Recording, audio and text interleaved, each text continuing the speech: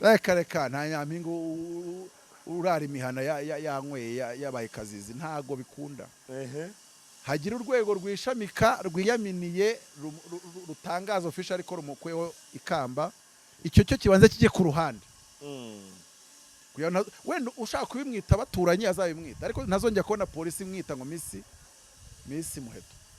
Yawe nta ba Miss basinda dutunze.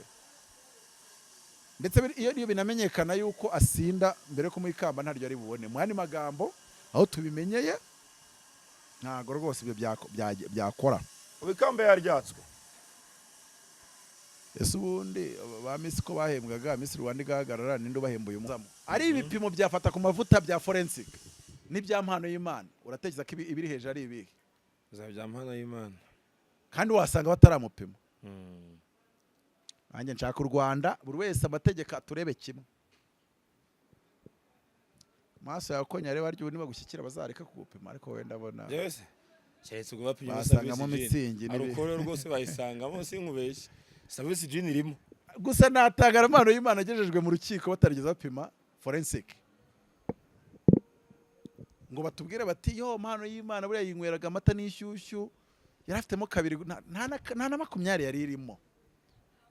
Abari kudukurikira uramutse nk'urugero ushyizeho 10 ngo nibabitorera ariko najya bavuga ngo tora ibitego Brazil iratsindana no Bufaransa. Ngo yorohereje ubutabera bitewe nuko nyine waburanye. Ese urabona Muheto akatirwa agafuka kajya mageragere. Uretse ko bamusubikira urabona ahubwo bazamugira gute? Nakweretse yuko ngo amaze kubikora kabiri. Yego, bwa mbere yagonze inzu, yagonze umukingo. Munara mukindo nara mukingo nari iki? None nibigera imbere y'umucamanza amategeko yize none arayavugisha ibyo atavuga se. Erega iki ubikoze byagusaba yuko abantu bose b'abashoferi mu Rwanda bazagonga bakiruka nta numuzongera gufunga. Rero wirinda ikintu cya double standard. Kiretse wenda bageze nko mu rukiko bakajya kwa muganga bagatazana ibipapuro bati umwana yari afite treatment zitandukanye, afite severe depression n'ibindi nk'ibyo kuko nanone ubutabera bufite uko bukorwa, amategeko aba afite uko bajongera nayo.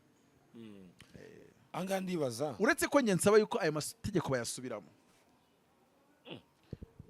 nko ku mujene nk'uyu nguyu bakareba bati wa mungani yigize umutasi utari umwuga kuri Kidi, nyuma abantu bamutera za buza danje, abantu baramwibasira, nyuma agira severe depression yego, kandi yaragerageje kubikora ashaka gufasha abana b'abakobwa kubwizo mpamvu kubwiyo severe depression.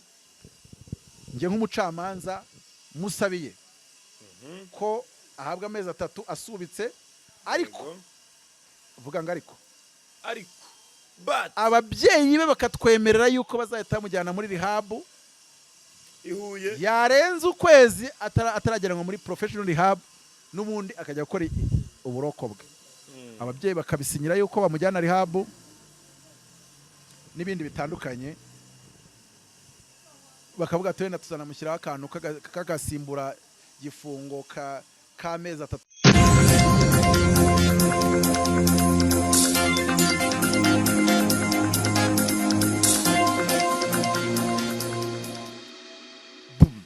Muranzi, yes you know me, it's your boy P on Ikaswez.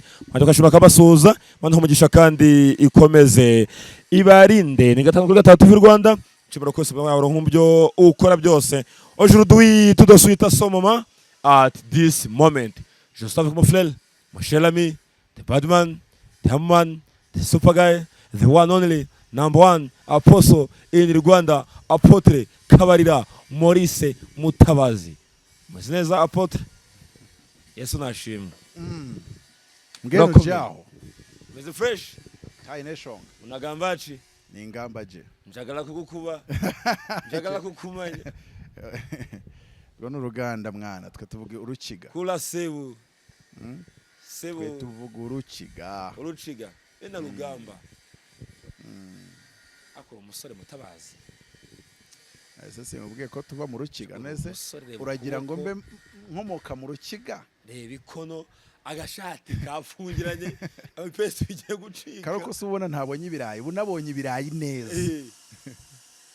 Umwenda wambaraga 2022 wagukwira.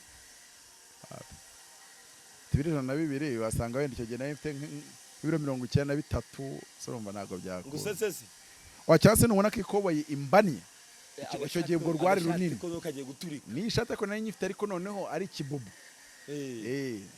njye buri yanjye mbafite imyenda ku buryo mbazayambara nk'imyaka 10 ntongeye kugura imyenda urikuriramo njye buri iyo myenda ndayambara ugashiramo amafaranga yose mpaka mbonye kashizemo ntacyo wazumbwiye paka uyagaruje wenda yambara agashiramo ndakubeye biza ry'Imana ni wo muntu ubaho ubuzima nagita ngo iki nabutangoye mbese bishakira izina ubuzima butuboroheje ubuzima bwa confidence koroza biroroshye ubuzima bwo kwigira icyizere uri confidence iri free ningiye mugabo ushobora kuba ninjiza 700 no kuzamura mu nzu yo mu byanjye 30 nta n'icyo wazumbwira kuko mba mu gipangu cyanjye nyine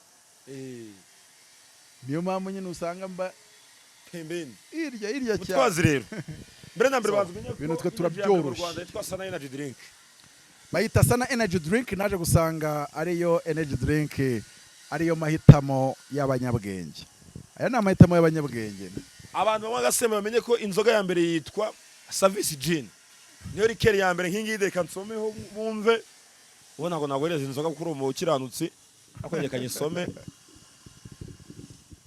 ayo we urumva kengetse se kagera ku nzoka nibyo nawe karagera ku nzoka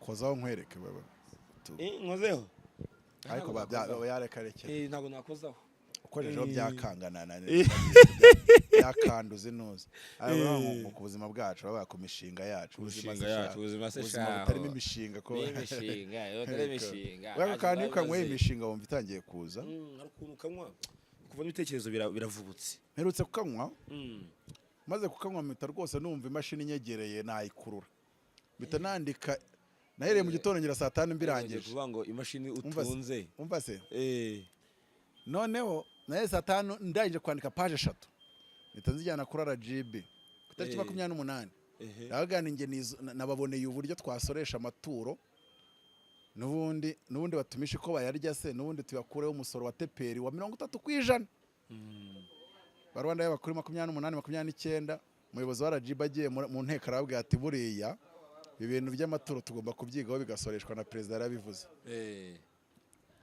itekerezo cya Mutabazi kubera energy drink gitwa Sana Energy Drink n'amahitamo y'abanyabwenge yego dore impamvu nagutumiye rero bwana Apotre Mutabazi ejo bamwe itangazo rya polisi y'igihugu National Police Muheto arafunzwe akurikiranyweho gutwara yanyweye ibisindisha birenze urugero uhita unabona n'indi iri kubwira ko ejo azagezwa mu rukiko rwa Kagarama yego Kicukiro Kicukiro reka nibarize waratunguwe ukimara kubona ibi bintu cyangwa ntiwatunguwe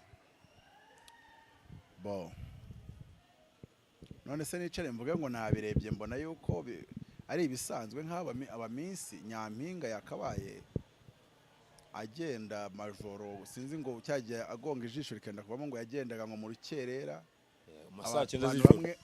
amasaha yarari kugendera ugasanga baremeza yuko nta nikabare y'igifungo uretse ko hoteli burya hoteli ni 28 kuri 28 bageze ngo Green Lounge bazubabwira ibyo bintu kuri 20 kuri miliyoni 38 39 cyangwa 40 bacuruza ku munsi umwe muri weekend usozaga ngo bafunge bafite icyangombwa uragisaba biremewe muri RDB kubisora biremewe kugisaba kandi nta nicyo bitwaye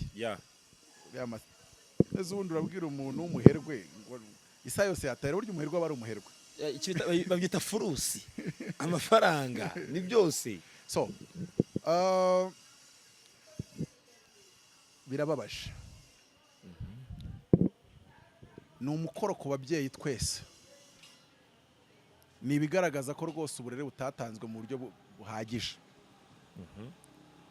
umubyeyi numvishe bavuga ngo bakora mu nzego nyine bibafite ibyo bari byo yego ubona umwana wawe atwara imodoka buri mu gitondo ayatsa adafite perimi cyetse nimba wambwira ko umwana wawe yabona perimi ntubimenye ko yayibonye urugo rwose wabonyemo perimi baraserebura amaye rwose mugenzi wanjye yitwa Romeo yakoresheje ubukwe yabonye perimi yakoresha ubukwe bivuze ngo umubyeyi we nimba bari kuba babana ari kumenya ko yayibonye giti muri jisho mwicaranye amaze gukora inshuro 3 utaratsinda bibaze nayibona aza akora ikiganiro amaguru yamanitse anashimira Imana reka mvuge ngo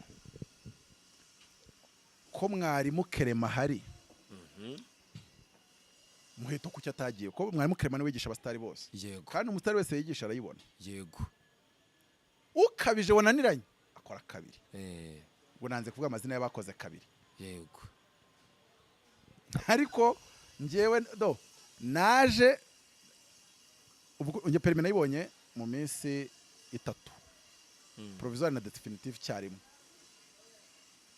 naramuhamagaye ati wowe uri cyamare ndabizi ujye unkorera mention gusa ati kuri office nagusigiye igitabo cya provisoire ndagenda ndagifata ati nakwandikiye kuzakorera mu ngororero ku wa mbere kwa gatandatu ndagifata gutya ndagisoma amasahane nsoma bijyamo amasahane ngishyira hasi ku cyumweru sinagisoma mu kwa mbere nicara muri kwasteri ninjye muntu wabonye perimi nta n'igihumbi cyanjye ntanze wow mukopeze nka Muheto yanajya mumekorera mention bigahita birangiriramo njya ubwo najyaga kugenda n'itike akayima ndagenda kuri telefone nampamagara mbaza ibibazo 15 ndamusubiza ati wowe urabonamo 18 ati kandi niyo tuba dukeneye ndangije ngezeyo njya ku mashini mbona 15 ahita nyandikisha kuri definitive duhita duhinduza itariki kuko sinankeneye kwiga imodoka nari nsanzwe ntwara manuel namugezeho saa 7 aribwo bwa mbere mubonye kandi nzakoresha mu gitondo ariko iyaba atari we uri bunyigishe nari kuyibura afite ukuntu kwigisha utuntu tw'utubanga atano muri circulation rero hano uyibiremo gutya ati niba kubwira ngo ukate ngo uhite uyitera hariya ati nubona ipine ikoze kuri kaburimbo tuhita uyibiramo mbese afite utuntu tw'udutekinike tw'udukuryo cyangwa harimo Kerema muzamuveho kuko hari abandi bantu nyine babitwa barimu n'ama driving school maninisha ariko Kerema yabikoze nk'umwuga nyine arabitegura ukora rimwe reba ariko umuntu rwango uzanyishyire wayibonye abashaka rero kugira ngo mubonereho perimi abanka bya Muheto divine mumwandikire kuri 0788483722 bigende neza ubundi ibintu bigende neza noneho nkibaza umubyeyi uzi ko udafite perimi akabona utwara imodoka buri munsi ukayigongesha azi ingaruka zo kugonga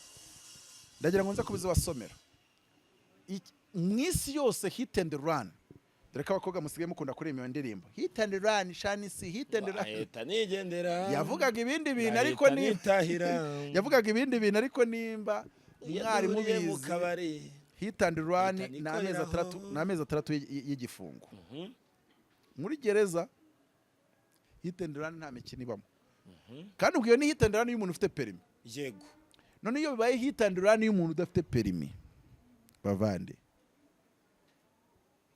ntabwo ibi bintu aba ari ibintu byoroshye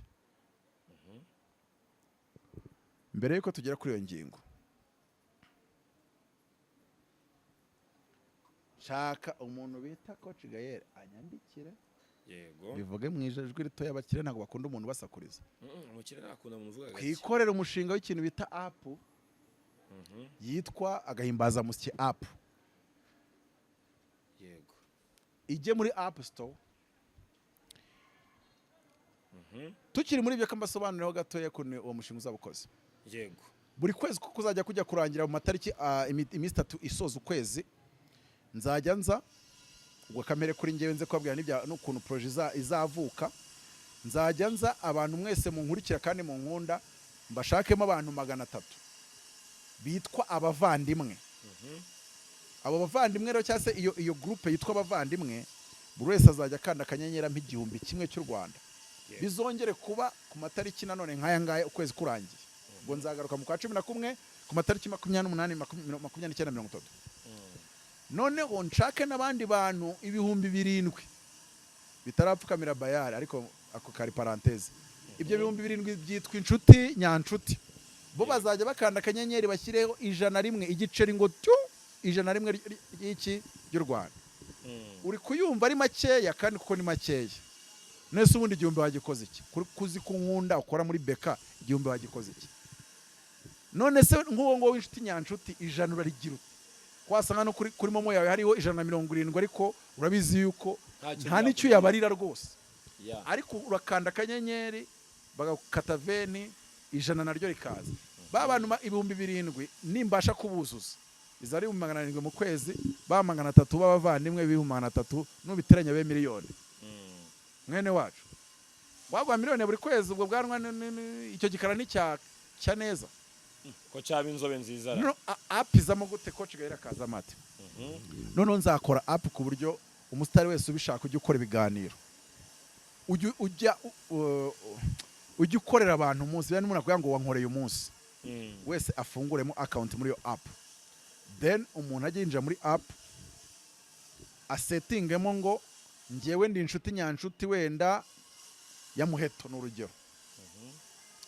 Noneho undaza avuga ati ngewe setinzemo ubuvandimwe na Muheto n'urugero, cyangwa we na Onika. Noneho MTN dupange ukwezi kujya kugira itariki wasetinzemo pa nimba ari ubuvandimwe kure y'igihumbi. Kuko buri ushobora umuntu ngo nkanda igihumbi akumva afite ubunebwe bwabyo, bata mutaba ndagukunda n'igihumbi ndagifite, ariko ubunebwe kanda shyiramo nimero yawe ndumva nta byishoborera. Jya muri app settingamo Apotre Mutabazi itariki igera igihumbi cyita kiza.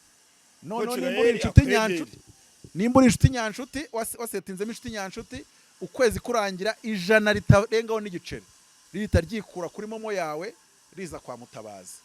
Noneho tukaba dufite njye na coach Gaël pourcentage dukataho kubera yuko niwe mushoramari numva nizeye ko twajyana muri uwo mushinga. Ariko nawe nadashoramo nzashaka undashoremo tujye tuza tumumwaze tuvuga ngo iyo kutashoyemo se n'ubundi bikarya. Tugarutse kwa Muheto, ababyeyi rwose nidushyire imbaraga mu burere. Ntago umwana yava iwawe adatunze perimi atwara buri munsi umureba, agonge umujyane kwa muganga uvuze, yongere ejo yatse imodoka ureba. Ibyo ni ibiki ariko ko wanayizirika imodoka arakidatekereje aho ngaho wanayihambira. Aba bana ntibabi mu burenganzira kuba free bwo kwisanzura, hanyuma ababyeyi babo babona badahari basinzira bakisanzura nijoro se. Oya babona batisanzuye nijoro bakisanzura nijoro. Zimwe mu bivuze se ndago urugero usanga nk'ababyeyi bangira nk'abana babo mu mabyiruka aba adolescent. Reka tubaze tuvuge icyo amategeko avuga. Ubwo ngaho beze nk'uri muri fanatism aho ngaho. Numvisha hari umuntu wari muri space avuga nguriya mwana ngagomba ngo kwitabwaho ngo yararangaranwe ngo si wo gufungwa. Gashara hari abanyarwanda bajya bankorera utuntu ibyo wakabera bivuze kundi munyarwanda wo muri Mushubati ngo yabaye Miss afite 19, yabaye Miss afite 22, ubu afite 24. Wikipedia ivuga yuko yavutse muri 2000. Inde Muheto turi kuvugana n'ubundi hari abavanga afite ngo 22 muri kiganiro nushyiraho ijambo Miss turarwana, kuko yarangije kugenda nka bwa butore bwa odapasi akora ibintu by'ibyatsi niba ari ibya reka nta nyampinga urara imihana yanyweye yabaye kazizi ntago bikunda. Hagira urwego rwishamika rwiyaminiye rutangaza official ariko rumukweho ikamba, icyo cyo kibanza kijye ku ruhande. Wenda ushaka kubimwita baturanye azabimwita, ariko ntazongera kubona polisi imwita ngo Miss Muheto. Yawe nta ba Miss basinda dutunze. Ndetse iyo binamenyekana yuko asinda mbere ko mu ikamba ntaryo ari bubone mu yandi magambo aho tubimenyeye ntago rwose ibyo byakora. Ubikamba yaryatswe. Ese ubundi ba Miss ko bahembwaga Miss Rwanda igahagarara ninde bahembuye umunsi. Oya asiga afite akazi yarasiga afite akazi mu mbuto nimba mbyibuka neza. So ibyo byo mbere yo kuvuga ngo yaryatswe. Wawe reka mvuge ngo ndari mwatse ngewe ku giti cyanjye no mu mvugo zanjye ndajya mwita Muheto sibyo. ejo Nzaburana ari Muheto ibintu ukimutwara kari minsi yagombaga kumwicaza akamuvana ku icupa n'ibindi bidakwiye mu minsi, ariko n'umwana w'u Rwanda nanone tugomba kubungabunga nanone, ntago nje hano kumwituniraho nta n'impamvu yabyo. Ariko hari ikintu ntajya nemera, wowe wakoze space uvuga ngo bamufashe ngo bamukorere rehab n'ibindi nk'ibyo. Ababyeyi be bari hehe kuki batamukorera rehab? That's first of all. Yaragonze bwa mbere, dore ko banavuze ngo asanzwe agonga akagenda, donc hit and run. Ababyeyi be kuki batamujyanye rehab? Batweretse ibipapuro ko bamujyanye akayicika wenda. Ese ubundi mu Rwanda haba rehab? Coach Gael, wakoze rehab ya VIP nk'umuntu wagenza amahanga, aba bana bo mu bipangu bakajya babazana, twakomeje. Njyewe nimba udashobora gukorera ubuvugizi abajene bose, urugero abajene baterwa inda bafite 18, waba uzihungabana bagira mu mutwe? Uwo mujene saramutse wenda bamuteye iyo ndagahita azana kuri YouTube agahita avuga nk'ibyo fata ku mavuta yavuze, ntibamupima urumogi. Kiri ahangaha ndabaza, reka mbaze wenda ntabaza ribu, nabonye ribu ntitukayamaguze hano, mbaza abadukurikiye, mwabanyonzi mwe n'abamotari mudukurikiye, mbabaza nawe ndakubarizamo, ari ibipimo byafata ku mavuta bya forensic n'ibya Mpanoyimana, uratekereza ko ibiri hejuru ari ibihe? Bya Mpanoyimana kandi wasanga bataramupima. Nanjye nshaka u Rwanda buri wese amategeko aturebe kimwe. Maso yakonya reba aryo niba gushyikira bazareka kugupima, ariko wenda abona byose cyetse ubwo bapimye basangamo mitsingi arukoro rwose bayisangamo sinkubeshye, service gene irimo. Gusa natangara Mpanoyimana agejejwe mu rukiko batarigeze bapima forensic ngo batubwire bati yo Mpanoyimana buriya yinyweraga amata n'ishyushyu, yarafitemo kabiri, nta na 20 yari irimo.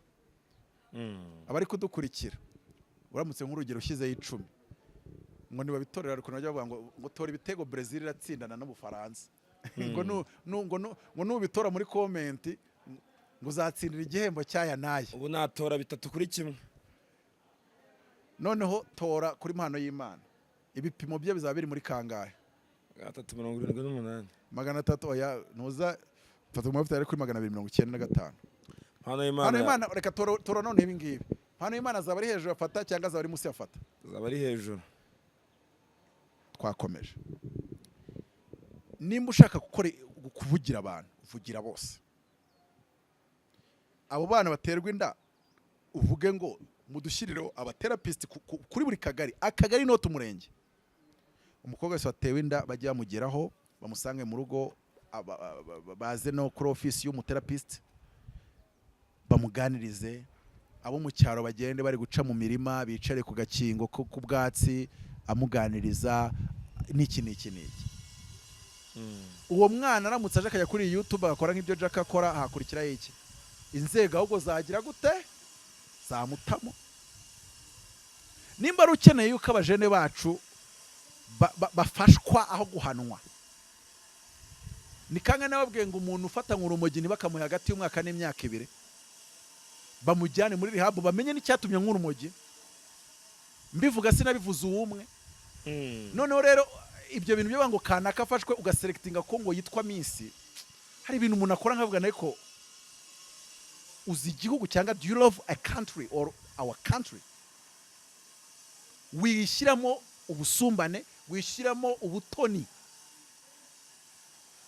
Nabwo amategeko azi kuri Miss cyangwa se uri muremure cyangwa ugenda amatereka mfizi, biriya byose ba muri bootcamp. Niyo mpamvu amategeko ahana generale, ejo agahana ministre, ejo agahana fata ku mavuta, ejo agahana Mpanoyimana. Amategeko ni amategeko. Nimba ushaka gukora ubuvugizi babwire bayahindure kuri bose. Nimba ureba yuko umuntu ari akiri muto yagomba kubungabungwa, reba ko ibintu byose biba bikabangamira ubwonko cyangwa se psyche cyangwa se psychology y'abakiri bato, noneho nyuma bikabashora mu gukora ibintu bitandukanye. Noneho usaba assistance kuri abo bantu n'amategeko ajyana na assistance. Don't be selective in your advocacy. That is not patriotic. ibyo bintu ntabwo ari byo. Noneho nkavuga ngo icyo cyo mbanje kukigaya. Amategeko avuga iki? Nasimbukiye muri Amerika kubera yuko ariho nabashe kubibona, ariko nzi ko amategeko yacu bakoporora muri Canada cyangwa muri Amerika ntago bajya kure yaho ngaho. Amategeko yo mu kihe gihugu? Birefaringaho muri Amerika hano niho ndi. Haravuga ngo if you are driving on an expired license or never got your license and get involved in an accident and run, what we call a hit and run, you can face a Class C misdemeanor charge resulting in 60 days in jail. In Majalagale. 60 days. And a fine of $500. Ariko kugonga umukindo ni miliyoni. Icyo cyo nagari cyose cy'amafaranga. If you're caught driving without a license multiple times, ahanga hari byo bamuvuzeho. Iyo wagiye ufatwa kenshi udafite driving license ugahanwa ugahabwa amande, noneho inshuro ya mbere gwanwa amande, inshuro ya kabiri gwanwa amande, none ukazagonga sasa ukanirukanka udafite perimi. That charge may jump to a Class A misdemeanor resulting in a year in jail. In a year in jail. Subiramo twumve. In a year in jail. Vuga nk'Umwongereza. In jail. A jail time. A jail time. And fines up to $5,000. Kimwe tugomba gukura bahangana iki? Bisanzwe bizi mu Rwanda ntago ari bishya. Hit and run n'amezi 3 y'igifungo. Yego. Muri gereza 6. Wenda bashobora kuyagusubikira ariko itegeko nicyo rivuga. Aho ndibaza ejo azajya kuburana ikintu bita ifunga n'ifunguwa. Ariko nanone nongere mbaza iki ngiki kugira ngo atajya n'umubanga ariko ngo Muheto mupfi ikintu ezo napfi ikintu umwana w'umujyambere.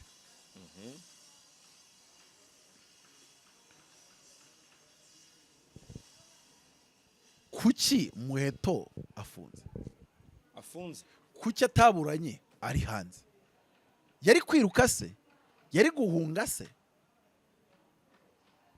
Ise nimba akomeye, iyo ni impamvu yo kuvuga ati umwana ujye mu reportinga umunsi tumugusaba. Ubu ari muri karo. None se azanaburane kwifunga n'ifungura mu kubita 30 jours. Azaba agiye gusiba ibimenyetso buriya. Erega iyo bagurira minsi 30 baba bavuga ngo urasiba ibimenyetso. Cyangwa icyo cyeko kirakomeye cyane. Icyo cyeko kirakomeye cyane. Ibihari birahari, ibizwi birazwe. Urugero kwamazeyo nimba ari cyumweru n'iminsi ngahe. Erega nabyumvishe fata ku mavuta bavuga yuko bamujanye nibwo nabyumvishe cyambereyeho gatoya. Mu byukuri umwana yakabaye ari kwitaba ari mu rugo, siko kuri? Yego. Yakabaye yitaba taha. Ariko nubundi byagira ku itegeko nyundo akakora icyo agomba gukora. Yego. Aho ngaho akona ko ndakavuze. Bantu nese ko mategeko babiteganywa kuki bikoreshwa gake Kandura n'umwana. Cyo ukoze Mpanoyimana we mutamufite. Umunsi w'urubanza ntago yaba hari. Umunsi w'urubanza ntago yaba hari. Ngacikara. Oya. Yacitse itari Rwanda National Police cyangwa RIB. Ubwo yacitse wenda daso. Niko muzafata Mpanoyimana aburana ari muri ava muri kasho. Munafate kweri ni na Muheto. Hari ibintu rwose. Hari ibintu ubona byakwiye kunozwa rwose pe. Mutaba anga mfite ikibazo. Nubwo ndi kuvuga gutyo kagira ngo ubwo atsinzwe ntago nyunda aravuga ngo ahamwe nuko bamufunga 3 kuko hari abavuze ngo up to 6 months. Wakana ko ahesha bakunda kuvuga ngo up to 6 months. Up to 1 year. Nuvuga ngo bishobora kujya hasi yaho yorohereje ubutabera bitewe nuko nyine waburanye. Ese urabona Muheto akatirwa agafuka kaje mageragere. Uretse ko bamusubikira urabona ahubwo bazamugira gute? Nakweretse yuko ngo amaze kubikora 2. Yego, bwa mbere yagonze inzu, yagonze umukingo. Munara mukingo nari iki? None nibigera imbere y'umucamanza amategeko yize. None arayavugisha ibyo atavuga se? erega iki gihe ubikoze byagusaba yuko abantu bose b'abashoferi mu Rwanda bazagonga bakiruka nta n'umwe uzongera gufunga. Rero wirinda ikintu cya double standard. Kiretse wenda bageze nko mu rukiko bakajya kwa muganga bagatazana ibipapuro bati umwana yari afite treatment zitandukanye, afite severe depression n'ibindi nk'ibyo ngibyo, kuko nanone ubutabera bufite uko bukorwa, amategeko aba afite uko bajongera nayo. Anga ndibaza uretse ko nge nsaba yuko ayo mategeko bayasubiramo nko ku mujene nk'uyu nguyu bakareba bati wa mungani yigize umutasi utari umwuga kuri Kidi, nyuma abantu bamutera za buza danje, abantu baramwibasira, nyuma agira severe depression, yego kandi yaragerageje kubikora ashaka gufasha abana b'abakobwa kubwizo mpamvu, kubwiyo severe depression. Nge nk'umucamanza musabiye ko ahabwa amezi 3 asubitse, ariko vuga ngo ariko but ababyeyi be bakatwemerera yuko bazahita mujyana muri rehab ihuye, yarenze ukwezi ataragera muri professional rehab, n'ubundi akajya gukora uburoko bwe. Ababyeyi bakabisinyira yuko bamujyana rehab n'ibindi bitandukanye, bakavuga ati wenda tuzanamushyiraho akantu kagasimbura gifungo k'amezi 3 wenda ajya kwigisha amaprimaire y'abana, kuriya kuntu bajya bahana ba Chris Brown ntabwo ujye ubibona. Ngo azamara iminsi ngahe ngo ajya kuganiriza abana ku bijyanye n'uburere. Urumva ko ku bubi bwenda bw'inzoga, urumva ko akantu nk'ako ngaho yamamaze washobora kugenda agakangura. Hari utukorwa bagushyiramo ukatumaramo iminsi nk'icyamamare nawe tukugonga. Ati azamara ukwezi cyangwa amezi 2 ari gusobanurira abantu ibyiza bya mituweli mu mirenge y'ibyaro, aganiriza abana b'abakobwa batewe inda mu byaro. Urumva ko n'utuntu bashyizeho na cya kintu cyari habu Muheto z'umujyane mageregere twunguka iki. Yego nyine yagonze, ariko none bireke kugarukira kuri Muheto n'abandi bajene n'abandi. Hakenewe rehab na assistance ku bajene, ubwo kandi bijyane n'abankurumogi. Fata ku mavuta sinzi nawe turamurana n'abajene so urubyiruko se bararenza 35 na reka none mbite mbikemura aho bajyana. Fata na Muheto ariho babijyanisha, nibashyiramo rehab hose bayihashyire, kandi bitangirira ubwo bikomereze no ku bandi. Fata nubwo y'ingoga yigeze agonga umukindo cyangwa agonga ibikorwa remezo, yigeze akora hitandirani se, uretse ko yabwiye iribu ngo niba mpamagara nawe ntazaza, iyo nayo ni hitandirani. Ati sinzaza, oya nayo ni hitandirani. Harani nko kwiyahura.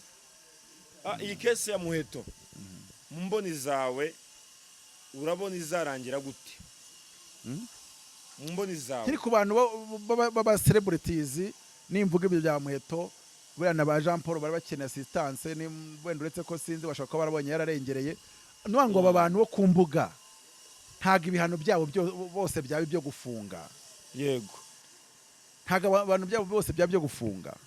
None se Kuri bigeze banga abantu bagahike ibiganiro Jackie nyuma mu gitondo ntiyazindutse abikora ibiganiro. None se ubwo bari kuzinduka bajya gufunga Jackie, hashobora kubaho ubundi buryo bandika ibindi bihano. Turafunga cyane. Wa mungana n'abakeneye assistance bose tugafunga. Aba bajene bakeneye ibindi bihano. Fata ku mavuta namukubuza umuhanda kuva Sopetrade kugera mu mujyi na rompo akajya yishyiraho amezi 2. Ukubura umuhanda kuva Sopetrade ugera muri rompo amezi 2.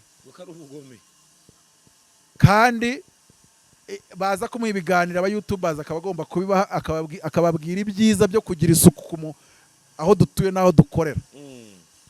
Nk'icyamamare nyuma y'ayo mezi 2 urumva azongera gukora ibyo wamuhaniye, bizabigoye. Byanga bikunda azabonye isomo.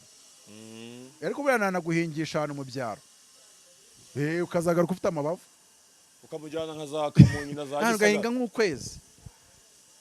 Abantu bose bazi ego duri cyamuro cyacu mwana. Urumva ubushyizeho akantu gatuma umuntu ahinduka, yirinda cya kintu ariko katamujyana amageragere. Kandi kuko icyo gikenewe nicyo kigambiriwe nuko ahinduka ase icyo cyanye ntago ari ibyaha bikabije ukinsobanurira ntago ari ibyaha bikabije ubundi umuntu yanwaga watwaraga yasinze Jean Paul wowe wavuga kuri Jolly ntago ukubise fine ya $10,000 ariko ko wazazishyura wumvisha mvuye nshaka kubaza ubundi abantu batwaraga basinze nabonaga bafunga iminsi 5 ufite fine ya $10,000 cano wakoreragaho mu gihe utarayishyura amafaranga yose ababonye amafaranga yitajya kuri konte twarahinduje kode bari pin yarahinduwe ayo mafaranga agenda ajya hajya like hari umurongo ibintu byahabwa abajene bakareka kubora bakora ibyaha mvukiye nabazaga bano ba Mpanoyimana ngo gufata ku ngufu jyana amageragere abo bande ngo gufata ku ngufu ariko abajene ngo yavuze ibi ngo yatutse uyu ngo byashaka kubaza ngo yatwaye hit and run nabona umuntu usinda bamufunga iminsi 5 agatanga $150 kuki kuri Muheto bihindutse n'iki kuri cyabaye Muheto hari impurirane y'ibyaha hari zihere haradukurikira batabizereka uruswererane no urucumitirane haryo niko igihe cyabyise urucumitirane rw'ibyaha iyo ni terminology urucumitirane yego nini kandi twaje gusanga ibyo bintu ari bizima niyo mpamvu na Mpyisi yanditse muri Bibiliya ati uwo mwami Yesu n'abamucumise bazamureba like ntago ririya jambo abantu biriya nka biriya bya happiness ntago yahoze ikoreshwa kuri biriya bintu by'ibiboro byaje nyuma no gucumita rero ntago byakoreshwaga kuri kiriya gikorwa byaje nyuma ahubwo abantu mukora kiriya gikorwa amajambo yose muzayitirira muzayagira yanyu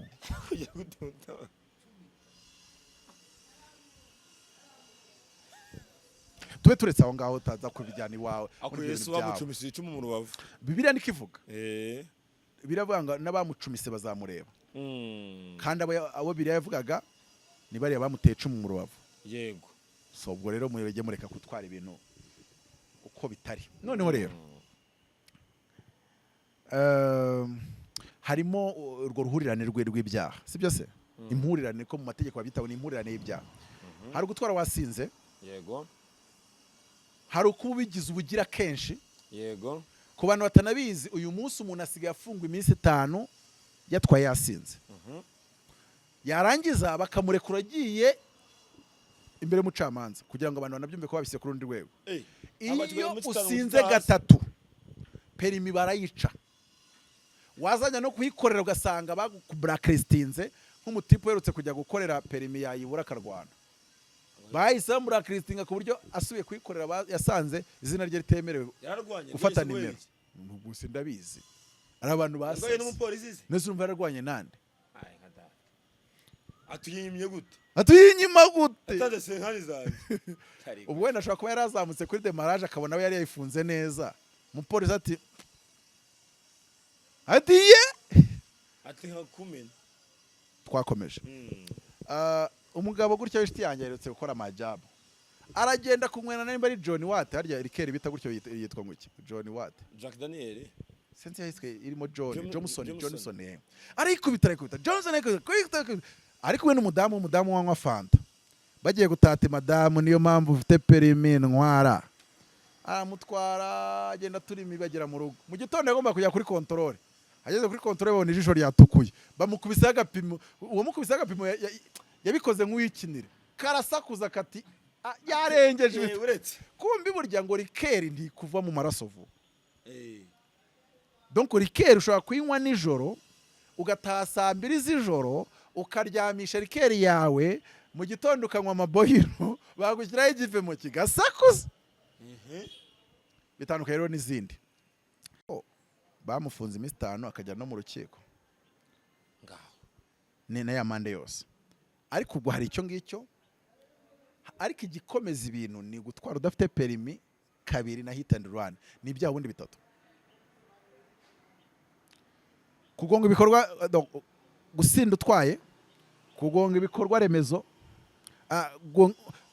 hit and run kugonga ukiruka bakakubura no gutwara udafite perimi ibintu impurirane ibyaha 3 harimo hit and run kugonga ukiruka gutwara wasinze wanyoye utwara nta perimi no gutwara nta perimi. gusa ibi byaha birakomeye ku buryo byaba ngo byacitse byahinduka igikuba. Ikibazo ni kimwe, amategeko yo iyo yanditse aba yanditse, ntabwo umucamanza burya ari umuntu yari hariya bari mu mategeko, ntabwo azanamo ikene wabona, kuko hit and run ni amezi 6.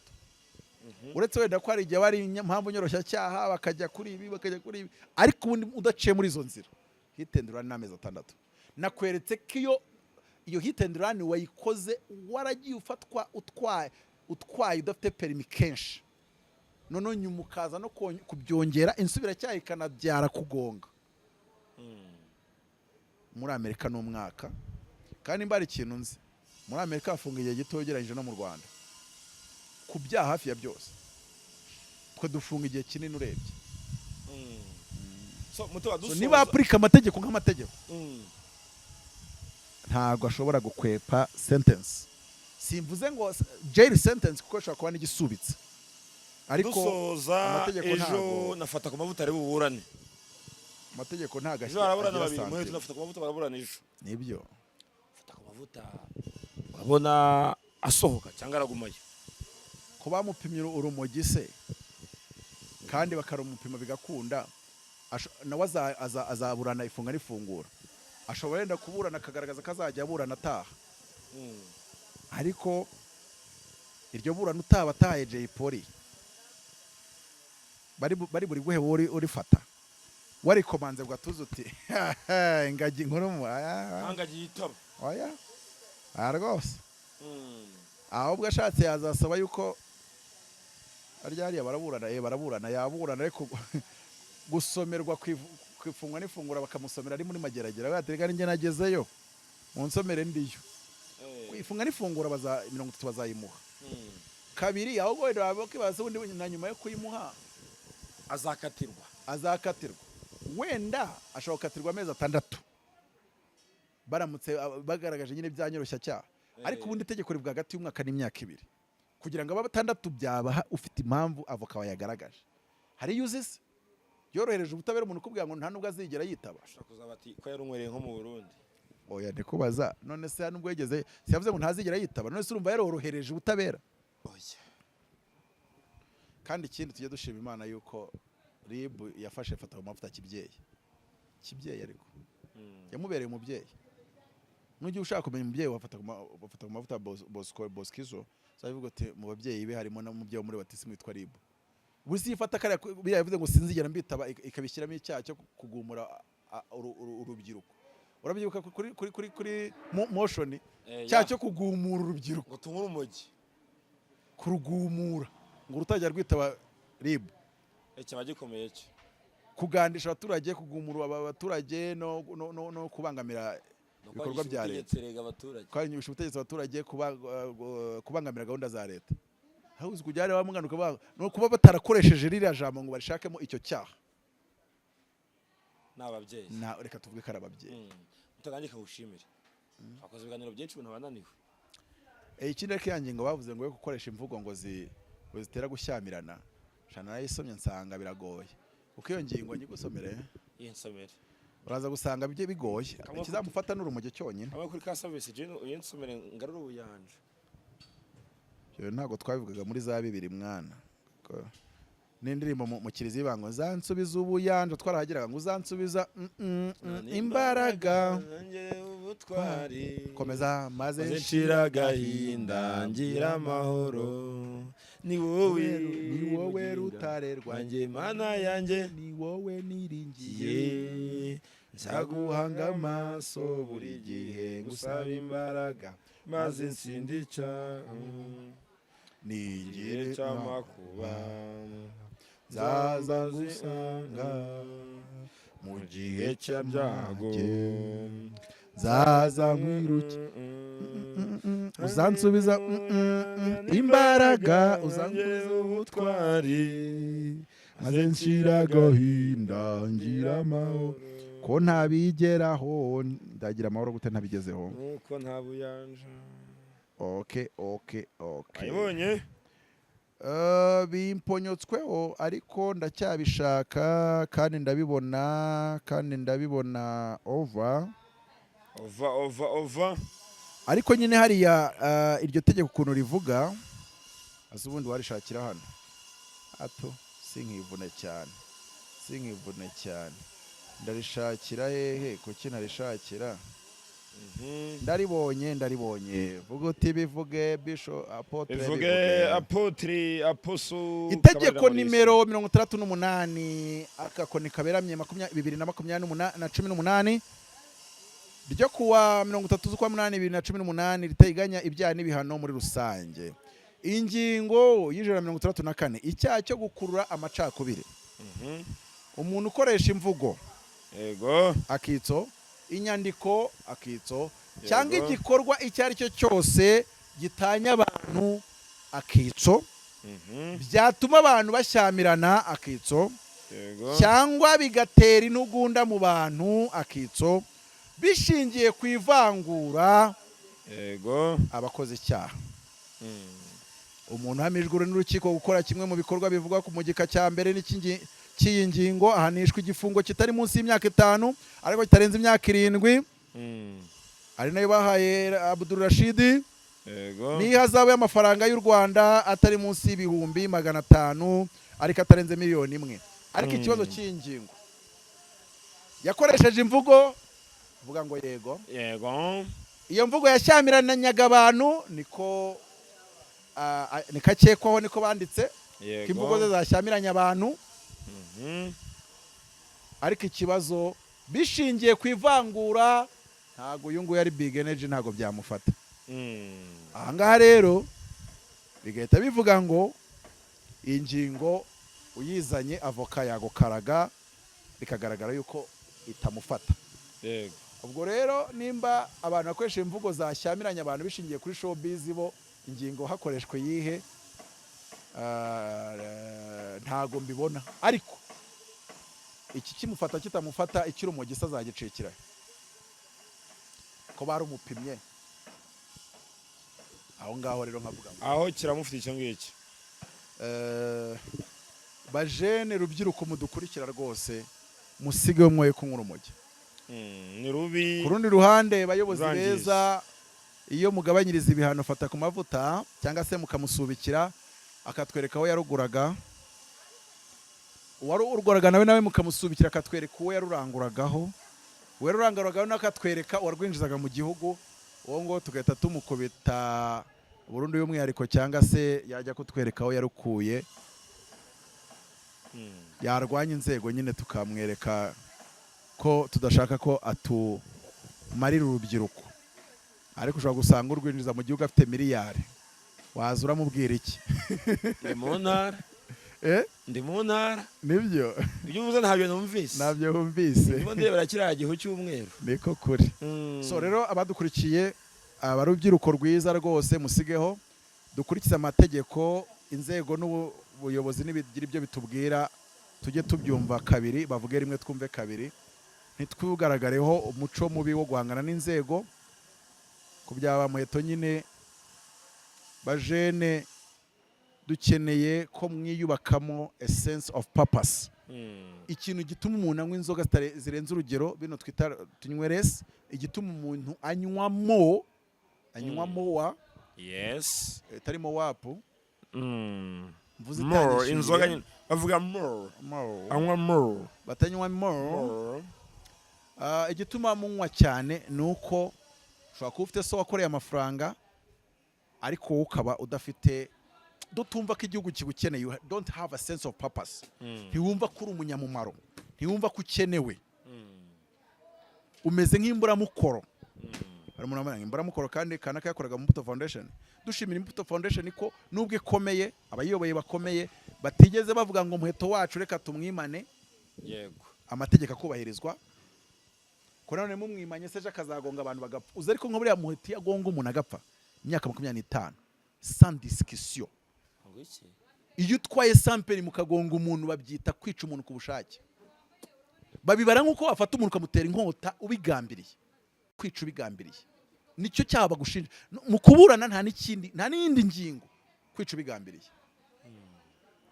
Noneho rero reba kiragiye yagonze inzu. Buriya hari yasanga umuzamu akamwinjiramo. 25 sans discussion. reka dushima Imana ko iki atari cyo cyabaye. Ese ubundi ukomeje ukamureka ko abikoze ubugira kenshi wazamenya azagonga abantu ryari? ashaka no kugonga wowe ubwawe.